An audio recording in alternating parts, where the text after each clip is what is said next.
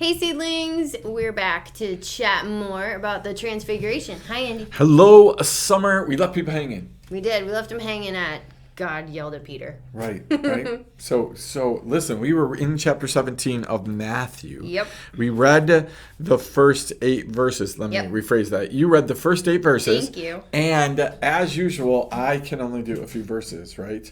So what I need you to do for our listeners, somebody's watching this and they didn't watch the first one. What are you talking about? Right. They have no idea. So read the first 8 verses for me again, please. Oh my. Okay, let's see. All right. And after 6 days, Jesus takes Peter, James, and John, his brother, and bringeth them up into a high mountain apart, and was transfigured before them. And his face did shine as the sun, and his raiment was white as the light. And behold, there appeared unto them Moses and Elias, talking with them. Then answered Peter, and said unto Jesus, Lord, it is good for us to be here. If thou wilt, let us make here 3 tabernacles, one for thee, one for Moses, and one for Elias. While he yet spake, behold, a bright cloud overshadowed them, and behold, a voice out of the cloud which said, This is my beloved Son, in whom I am well pleased. Hear ye him. And when the disciples heard it, they fell on their face, and were sore afraid. And Jesus came and touched them, and said, Arise, and be not afraid. And when they had lifted up their eyes, they saw no man, save Jesus only. Okay, so I love what we talked about. I'd be scared too. That's exactly right. Like, I just got yelled at by God. I cloud. love that because there are several times, like when Jesus gets baptized, right? He comes up out of the water, a voice from heaven says, Hey, this is my beloved Son, in whom I am well pleased, right? Like, pay attention, right? So pay attention moments when God speaks, not Jesus, but when God the Father speaks, we listen, right? We want to pay attention. When Jesus speaks, we listen. When the Holy Spirit speaks, we listen, right? But it's kind of like that, the difference between having your aunt or uncle talk to you or your mom or dad talk to you type of thing. So Peter's in this story, and he's got this fantastic idea about honoring Jesus, Moses, and Elijah, right? Putting them, like we said last time, puts them on the same level, right? Like, hey, like all 3 of you, kind of lump them together. And God, the Father, at that moment, that exact moment says, yeah, no, that's not happening. Right? And he speaks out of the blue, apparently, to Peter, James, and John. But really, this is kind of more of a one-on-one God and Peter, which is really funny when you think of the moments that Jesus has one-on-one with Peter. Now God the Father is going to have a one-on-one moment with he's special. Peter. So, again, what does he say to Peter? What does it say he says? This is my beloved Son, in whom I am well pleased. Hear ye him. Okay, so you look at this and you get the whole picture because, again, and I'm getting chills just thinking about this, right? Because Matthew presents the whole thing. Now, I don't know whether he just kind of had this little thing about Peter, right? Or whether or not he just detailed about this whole thing as the way he is. But what he says is Peter's still talking. Right? So he's still like me, just chatting away, like on a Sunday morning preaching, or like you on a Wednesday night doing Bible study, or Sunday morning doing Sunday school, right? We're just talking about Jesus, talking about God. And all of a sudden it says a cloud enveloped them, right? A cloud came over them. Not just any cloud, but a bright cloud, right? Bright cloud. Overshadowed them. Now we know instantly that takes us back to the Old Testament, right? Takes us back to Moses, right? Takes us back to this is how God interacted with Moses, right? But now all of a sudden, these 3 are in a moment. Can you imagine being at the top of a mountain? Moses was like, oh boy, I know how this goes. That's right. Watch out, Peter. That's right. Imagine this whole take. That's awesome. Right? But again, we look at this and we say like, oh, I would never. I mean, you and I have readily admitted we both have been in those moments. Would said I would never too a few times. That's right. And oopsies. So. Right. But I've witnessed you, right, as you have worshipped, all of a sudden be overtaken by or overshadowed by a bright cloud. I've watched God come in and just land on you, right? We've seen that in speakers. You've watched that as different people are teaching, right?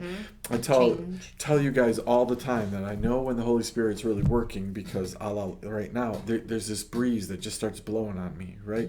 And you just know God has this, right? And you may not even remember. We were talking to our friend Robbie this morning. He was telling me about a speaking engagement he had. He's like, I don't even really know what I said in some of this. Yeah. Right? Like, he's like, the Holy Spirit just took me overshadowed, right? Yeah. And all of a sudden, Peter, imagine this take, right? He's talking, yeah, Jesus, we need this. All of a sudden, I wonder if he noticed right away the cloud. Or if he just suddenly looked around and went, wait a second. Oh, man. I don't Right? know. And his voice says the exact same thing. This is my beloved son, whom I am well pleased. I love the little part that was added, right? Listen to him. Listen to him, right? Again, what's Peter doing?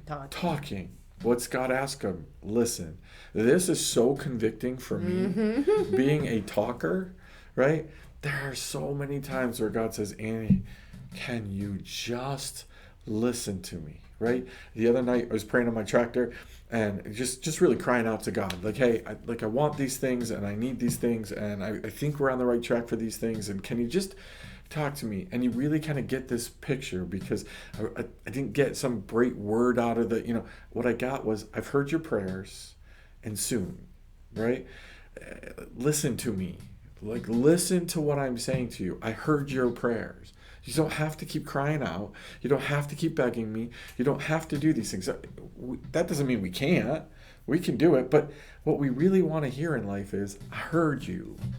I heard what you said. And soon, right? Soon it's coming. Now, our problem is in the human world.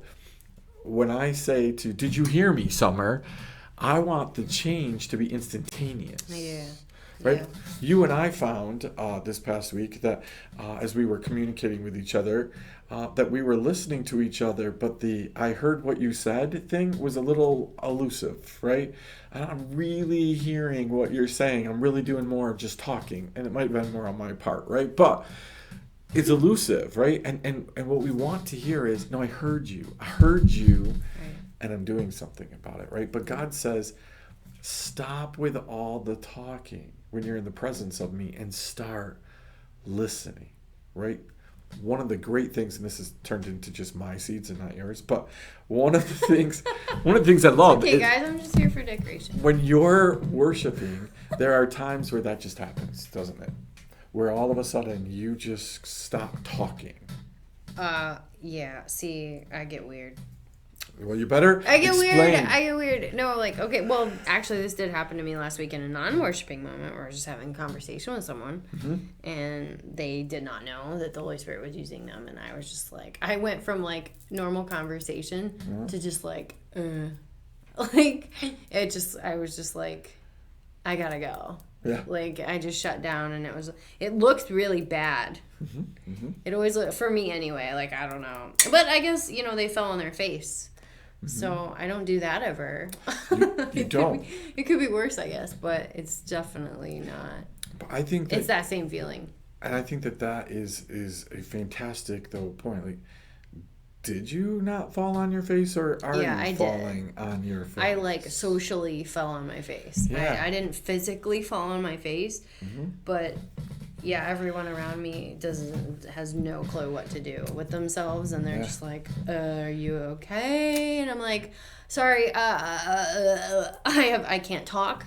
Right. I can't function well. I look like I'm in pain or something is wrong." Like, it's just really funny. People are asking, "Are you okay?" I'm like, sorry, Holy Spirit thing. I just gotta go. Just sorry. That's fantastic. All right, listen. So bad. I think. Otherwise, this is going to be turned into a Friday night thing. It's going to be 30 minutes long. So we need to finish it right there, because I want to go back. That's a great tease. I want to go back to the falling on your face thing next time and really look at what does that mean. Yeah. So while they're waiting for us, a whole week, maybe they could think about how and what happens when they fall on their face, if they ever have. Yeah, there you go, guys. Think about that. What happens when God comes out of the clouds? Do you fall on your face? Or what? So we'll see you next week, seedlings. Come back for more.